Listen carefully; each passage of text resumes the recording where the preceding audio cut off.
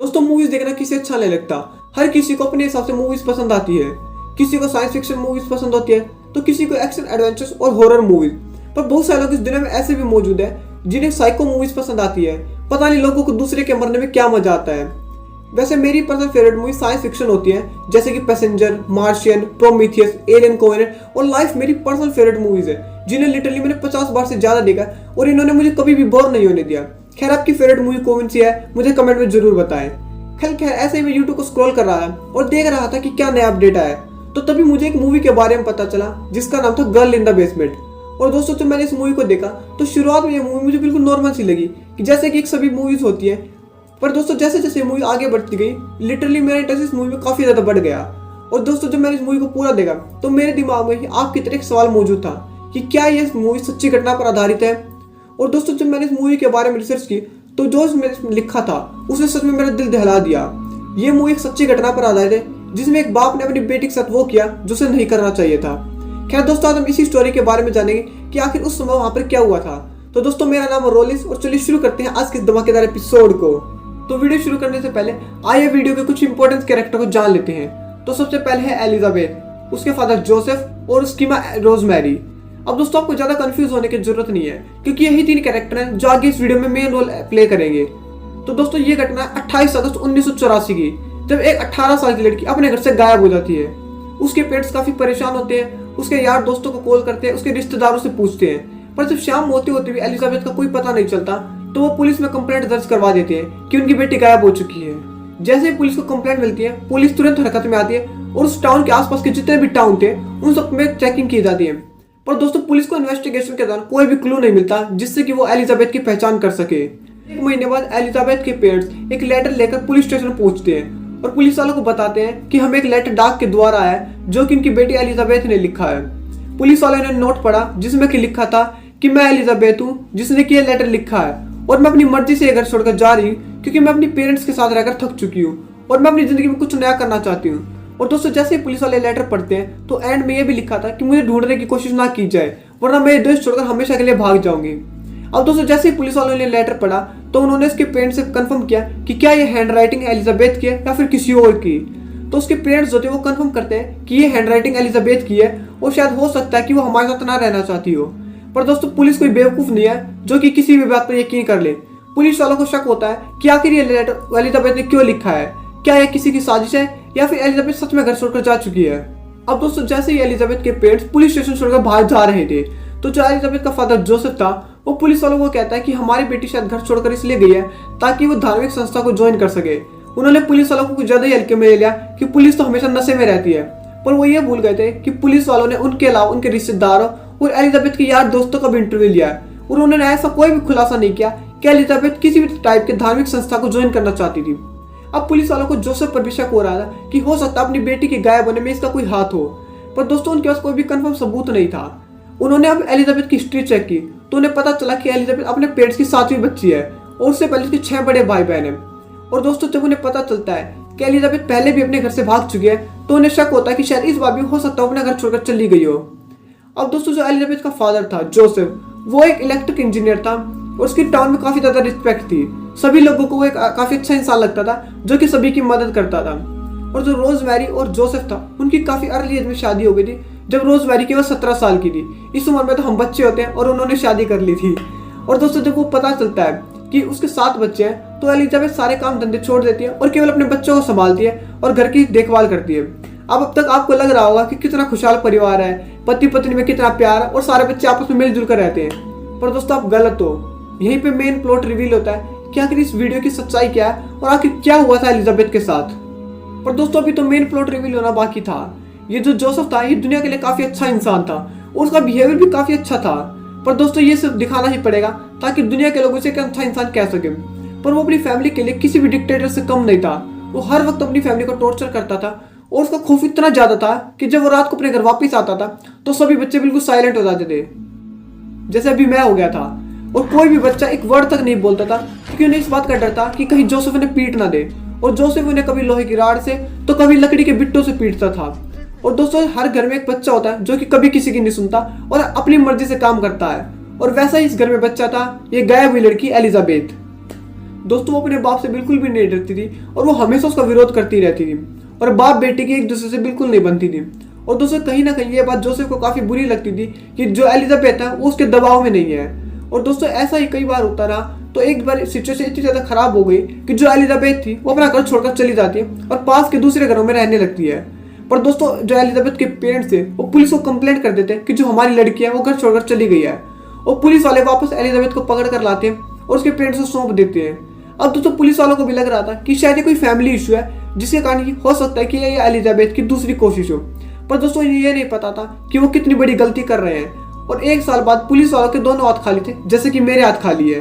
अब दोस्तों पुलिस वालों ने केस बंद कर दिया, पर उन्हें ये नहीं पता था कि ये केस अब 24 साल बाद जाकर सुलझेगा। दोस्तों आप अपना दिल थाम कर बैठ जाइए, क्योंकि अब मैं जो आपको कहानी बताने जा रहा हूँ वो सच में आपके रोंगटे खड़े कर देगी।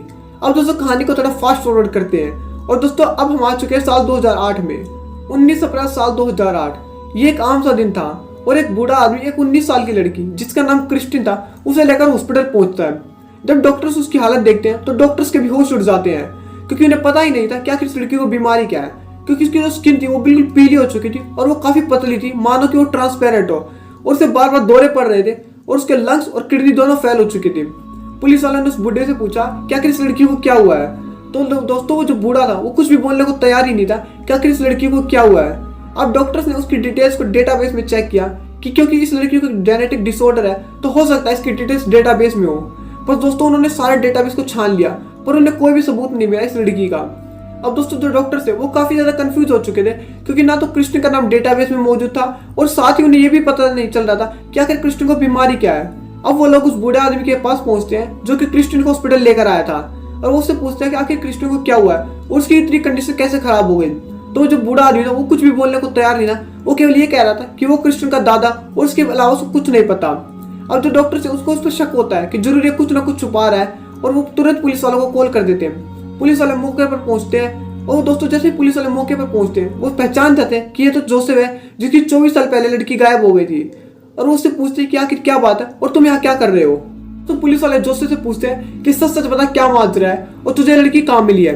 तो वो पुलिस वालों को बताता है कि ये उसकी बेटी की बेटी है, यानी कि एलिजाबेथ की बेटी है, और इसे अपने दरवाजे पर मिली है। उसे एक नोट भी मिला है जिसमें कि लिखा था कि जो क्रिस्टिन है वो मेरी बेटी है और मैं एलिजाबेथ बोल रही हूँ, और मेरी अभी हालत इतनी अच्छी नहीं है कि मैं क्रिस्टिन का इलाज करवा सकूं, तो पापा आप इसका इलाज करवा दो। पर पुलिस वालों को जोसेफ पर शक हो रहा है कि जरूर ये कुछ ना कुछ छुपा रहा है। तो अगले दिन पुलिस वाले ये न्यूज टीवी पर टेलीकास्ट करवा देते हैं कि एलिजाबेथ तुम जहां भी हो तुम घर आ जाओ ताकि हम तुम्हारी बेटी का इलाज करवा सके, क्योंकि क्रिस्टिन की हालत काफी ज्यादा खराब थी। पर दोस्तों इसकी 1 हफ्ते बाद क्रिस्टिन वापस हॉस्पिटल आती है और पुलिस वाले जो जोसेफ था उससे पूछते हैं कि तुम्हें एलिजाबेथ कहाँ मिल गई। पर वो कोई भी ढंग से जवाब नहीं देता और वो कहता है कि उसे यहाँ मिली या उसे वहां मिली। पर पुलिस वालों को पहले क्रिस्टिन की जान बचानी थी, तो वो एलिजाबेथ को लेकर क्रिस्टिन के पास पहुंचते हैं। और जो डॉक्टर उसे पहली बार देखते हैं तो उन्हें लगा मानो एलिजाबेथ नहीं बल्कि क्रिस्टिन ही है, क्योंकि उसकी स्किन भी काफी पीली और पतली हो चुकी थी, जैसे वो भी ट्रांसपेरेंट हो। और डॉक्टर्स ने एक बात और नोटिस की कि जो एलिजाबेथ के कंधे हैं वो आगे की तरफ ऐसे झुके हुए हैं, क्योंकि वो बिल्कुल सीधी नहीं हो पा रही थी और वो काफी ज्यादा डरी हुई थी और वो कुछ बोल भी नहीं रही थी। अब डॉक्टर उसे प्यार से पूछते हैं कि एलिजाबेथ क्रिस्टिन को क्या हुआ है, पर वो कुछ भी जवाब नहीं दे पा रही थी और वो किसी से नजरें भी नहीं मिला पा रही थी। और वो अपने फादर के साथ हॉल में चली जाती है, पर पुलिस वाले वहाँ पहले से ही बैठे थे उनका इंतजार करते हुए। और जैसे ही वो हॉल में पहुंचते हैं पुलिस वाले उन्हें उठाते हैं और पुलिस स्टेशन ले जाते हैं, जहाँ पे उन्हें अलग अलग रखा जाता है और उनका इंटरव्यू लिया जाता है। तो पुलिस एलिजाबेथ से पूछते हैं कि आखिर तुम कहाँ थी और तुम्हारे साथ क्या हुआ था। पर दोस्तों जो एलिजाबेथ थी वो काफी ज्यादा डरी हुई थी और उसे लग रहा था कि शायद उसकी जिंदगी के आखिरी दिन है। पर दोस्तों पुलिस वाले से कहते हैं कि तुम सच सच बता कि आखिर तुम्हारे साथ क्या हुआ और तुम्हें डरने की कोई जरूरत नहीं है। और दोस्तों तो पुलिस ने उससे कहा कि अगर तुम हमें सच नहीं बताओगे तो हम क्रिस्टिन की जान नहीं पहुंचा पाएंगे। तो ये सुनकर एलिजाबेथ रोने लगती है और वो एक धीमी सी आवाज में कहती है कि मैं आपको सब सच बताऊंगी कि आखिर मैं 24 सालों तक कहाँ थी और मेरे साथ क्या हुआ। पर मैं आपसे एक वादा चाहती हूँ कि मैं आज के बाद कभी भी जोसेफ की शक्ल नहीं देखना चाहती। और दोस्तों पुलिस वाले से वादा करते हैं कि आज के बाद तुम कभी भी जोसेफ की शक्ल नहीं देख पाओगी। इसके बाद एलिजाबेथ एक लंबी सांस भरती है और पुलिस वालों को जो कहानी बताते हैं वो सच में आपके भी रोंगटे खड़े कर देगी और आपको विश्वास ही नहीं होगा कि कैसे एक इंसान इतना नीचे गिर सकता है, और हो सकता है आपको मानवता से विश्वास ही उठ जाए। तो दोस्तों जो एलिजाबेथ बताती है तो वो कहती है कि ये सब स्टार्ट होता आज से 24 साल पहले 28 अगस्त 1984 को, जब वो अपने घर पर ही थी। पर दोस्तों अपने घर से ही लापता हो जाती है। उसकी माँ और उसकी बहन घर से किसी काम से बाहर गए थे और जो उसके फादर थे वो घर पर थे और बेसमेंट में कुछ काम कर रहे थे। अचानक से वो कहते हैं कि एलिजाबेथ तुम नीचे आओ और मेरी मदद करो। और एलिजाबेथ नीचे जाकर देखती है तो जो उसके फादर थे वो बेसमेंट में एक बॉम्ब शेल्टर बना रहे थे ताकि जब वर्ल्ड वॉर 3 स्टार्ट हो जाए तो वो बच सके, क्योंकि उस समय सोवियत यूनियन और यूएसए के बीच में कोल्ड वॉर चल रहा था।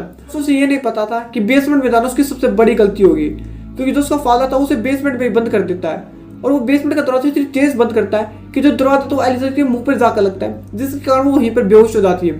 तो जो ये बेसमेंट थी वो काफी ज्यादा एडवांस थी, क्योंकि वो अपने टाइम से काफी ज्यादा मॉडर्न तरीके से बनाई गई थी। और जो उसका पैटर्न था, मतलब जो उसका लॉक खोलने का तरीका था, वो काफी ज्यादा अलग था। उसमें कोई पासवर्ड नहीं रखता था, बल्कि एक पैटर्न था जो कि सिर्फ जोसेफ को ही पता था। अब दोस्तों जैसे ही एलिजाबेथ उस बेसमेंट में कैद हुई तो एलिजाबेथ को लग गया था कि वो यहाँ से कभी बाहर नहीं निकल पाएगी। तो उसने इसी को अपनी किस्मत मान लिया और सोचा कि वो अब शायद यहीं पे मर जाएगी। पर दोस्तों शुरुआत के 5 साल तो ठीक बीते और उसका फादर से रोज रात को खाने पीने का सामान दे जाता और उसकी जरूरत का सामान भी दे जाता। पर दोस्तों अब उसका फादर कुछ ऐसा करने वाला था जो कि सच में इंसानों को शर्मसार कर दे। वो अपनी ही बेटी को सेक्सुअली असोल्ट करता था और उसके साथ शारीरिक संबंध बनाता था, जिसके 5 साल बाद एलिजाबेथ एक बच्ची को जन्म देती है। 1988 में एलिजाबेथ प्रेग्नेंट हो गई थी और उसके पेट में अपने ही बाप का बच्चा था। और दोस्तों जब वो कहती है कि वो इस बच्चे को डिलीवरी हॉस्पिटल में करना चाहती है तो उसका फादर साफ साफ मना कर देता है, क्योंकि उसे डर था कि कहीं हो सकता है कि बाहर जाने के बाद एलिजाबेथ उसे फंसवा दे और उसे सारी उम्र जेल में रहना पड़े। तो वो उसे कहता है कि तुम्हारी डिलीवरी इसी बेसमेंट में होगी और वो उसे एक चाइल्ड बर्थ की किताब देता है ताकि एलिजाबेथ उसे पढ़कर अपनी डिलीवरी खुद ही कर सके। और जब डिलीवरी का समय आता है तो उसे एक टॉवल और एक कैंची देता है ताकि वो उसकी गर्भनाल को काट सके। और जाते हुए उसे कहता है गुड लक। मतलब अभी भी इस बंदे को शर्म नहीं है कि उसने अपनी बेटी के साथ क्या काम किया है।